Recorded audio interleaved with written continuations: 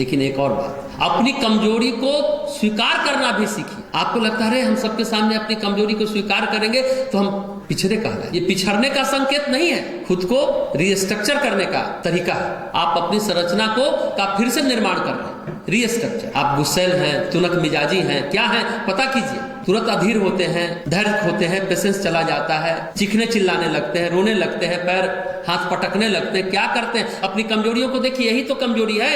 गायत्री मंत्र करने से प्राण का त्राण होती है, प्राणबल बढ़ेगा, यानी अपने भावनाओं को संभाल पाएंगे, आप इमोशन को संभाल पाएंगे। हम हमेशा कहते हैं ना, भावना के नींव पर व्यक्तित्व की इमारत खड़ी हो। आप भावनात्मक रूप से मजबूत हैं, EQ लेवल, इमोशनल कोशेंट आपका मजबूत है, बढ़िया है, तो व्यक्तित्व आपका बहुत सुगढ़ होगा, सुदृढ़ होगा, उसमें निखार आता जाएगा। और एक बात, जो काम करिए जीवन में पूरे मन से करिए, आधे अधूरे मन से मत करिए। और जब आप प्रतिदिन रात में सोते समय कल की प्लानिंग करते हैं, कल की योजना बनाते हैं, वही योजना बनाइए जो आप कर सकते हैं। ऐसा लक्ष्य मत बना लीजिए जो आप कर ही नहीं सकते हो और फिर नेक्स्ट डे रात में क्या रे पूरा दिन बीत गया और निराशा है, एक मन में हीनता का भाव आता है। वही प्लानिंग करें जो आप कर सकते हैं, वही योजना बनाइए। हाँ ठीक है, प्रोत्साहन मिलता है आसपास के लोगों से, अच्छे लोगों से, तो आपके चेहरे पर चमक आ जाती है। अब प्रोत्साहन नहीं मिलता है तो निराशा में हम लोग मुरझा जाते हैं। ये कमजोर मनोभूमि वाले लोग होते हैं तो होते हैं, लेकिन जो आपत्ति को, विपत्ति को, आपदा को भी पॉजिटिवली लेते हैं, उसके प्रयोजन को समझते हैं,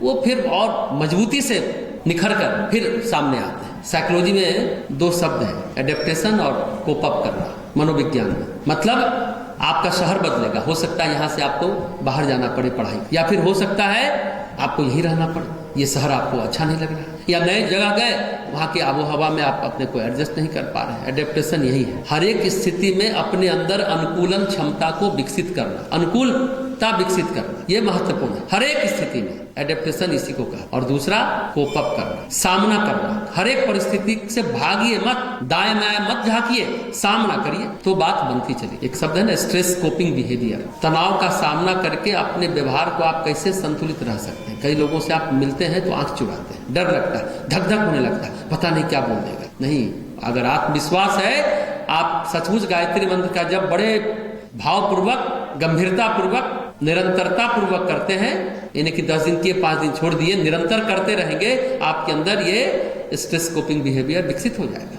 कुल मिलाकर असफलता का सही ढंग से सामना कर लेने से आत्मविश्वास बढ़ेगा और दिनों दिन आप और अधिक मजबूत होते चले जाएंगे। धक्का लगना, झटका लगना, पूरी तरह टूटना नहीं है, यह बात हमें भली भांति क्या समझ लेनी चाहिए। ठीक है ना? तो सफलता की ये सब शर्तें हैं सफल होने की, और खुद की कमियों को स्वीकारना। सच ये है, जिस समय आप खुद से खुद की कमियों को स्वीकार करते हैं, सफलता की ओर एक कदम बढ़ा लेते हैं। ये बहुत जरूरी है। आज जितनी बातें हम कह रहे हैं, ये प्रतिदिन आप इस पर विचारिए, तन मनन कीजिए, मंथन कीजिए, गुंथन कीजिए। झटके से टूटना नहीं है,